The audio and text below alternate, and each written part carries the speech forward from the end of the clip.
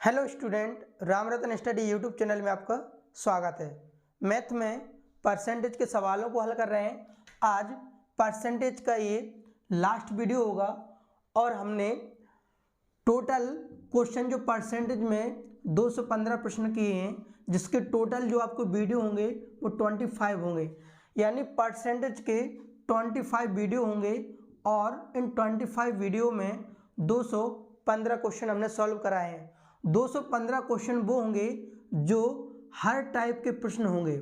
जितने भी परसेंटेज में जितने भी तरह से प्रश्न बन सकते हैं, हर टाइप के प्रश्नों को हमने 215 क्वेश्चन कराए हैं। ठीक है, 215 प्रश्नों में आप किसी भी एग्जाम को देते हो तो उन एग्जामों में जितने तरह से क्वेश्चन पूछे गए हैं या क्वेश्चन बन सकते हैं, वो हर तरह के क्वेश्चन हमने इस वीडियो में कराए हैं, इतने 25 वीडियो में। यदि आप चैनल पर नए हो तो आप इन वीडियो को जरूर देखें और चैनल को जरूर सब्सक्राइब करें। यहाँ पर हमने प्रॉपर तरीके से जिस तरह से ऑफलाइन बैच में सिलेबस कराया जाता है, उसी तरह से हमने बहुत डिटेल से सीक्वेंस के साथ हर टाइप के प्रश्नों को हमने बहुत अच्छी तरह से समझाया है।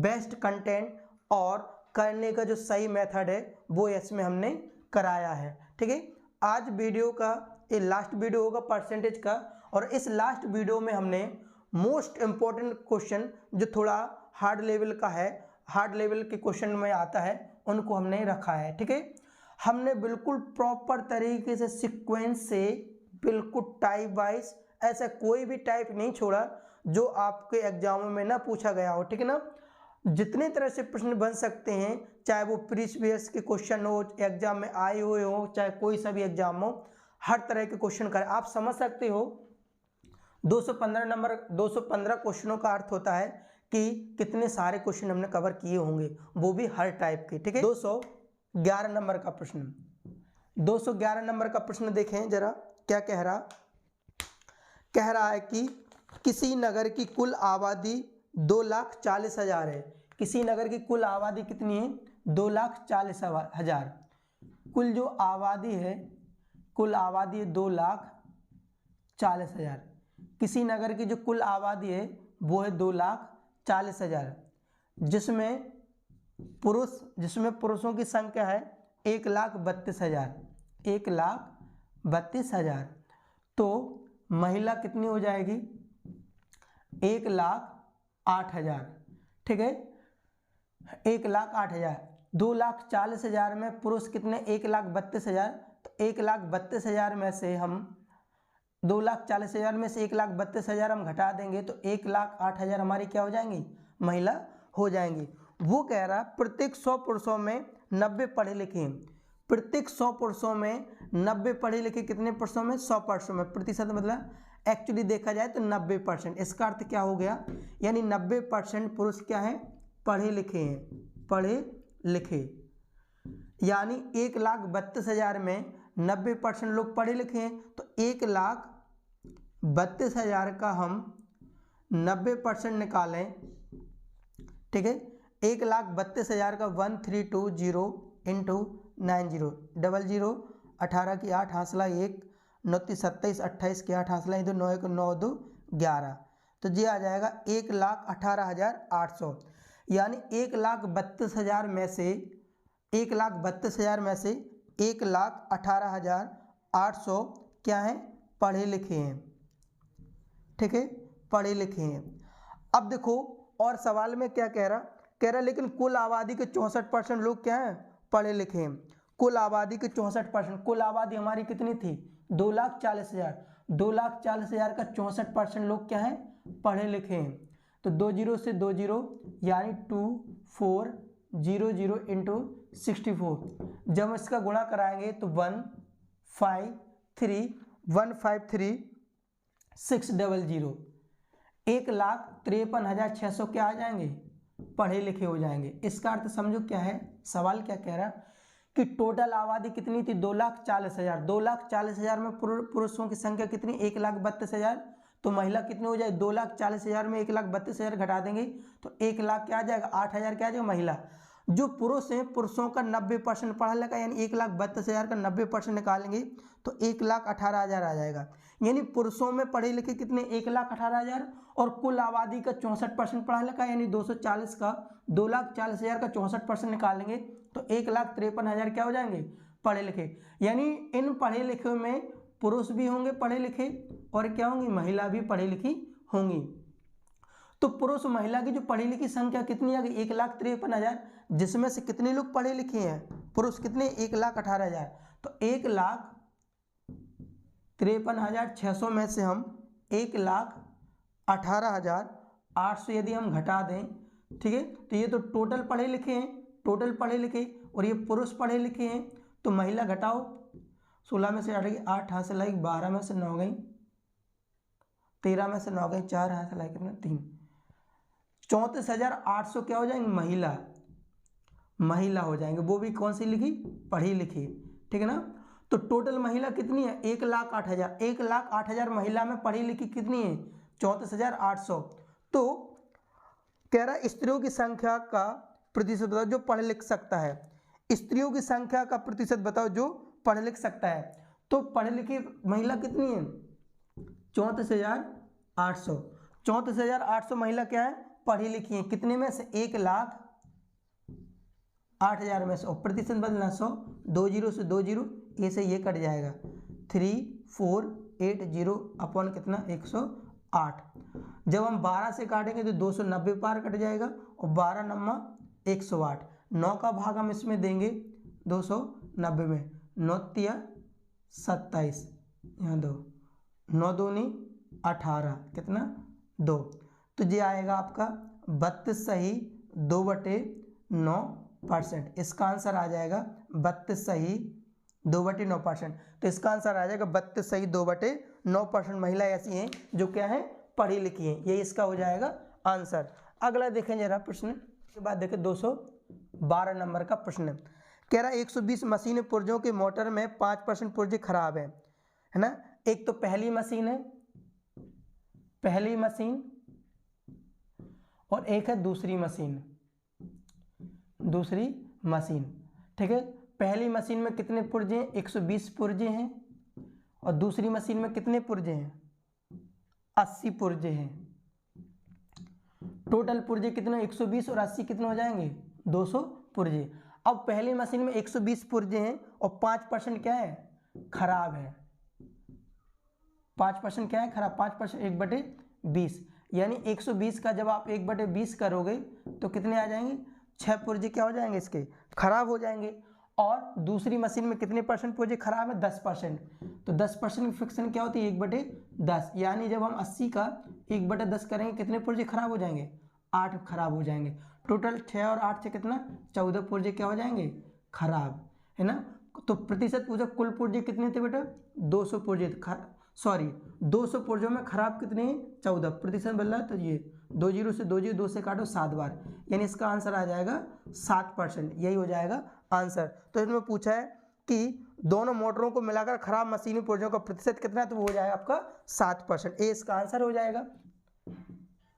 213 नंबर का प्रश्न देखें क्या कह रहा है एक स्कूल के 80 और 60 छात्र लगातार 2 वर्ष अंतिम परीक्षा में बैठे हैं, जिनमें से क्रमशः 60% और 80% पास हुए, तो पास हुए छात्रों का औसत दर प्रतिशत कितना है, ठीक है।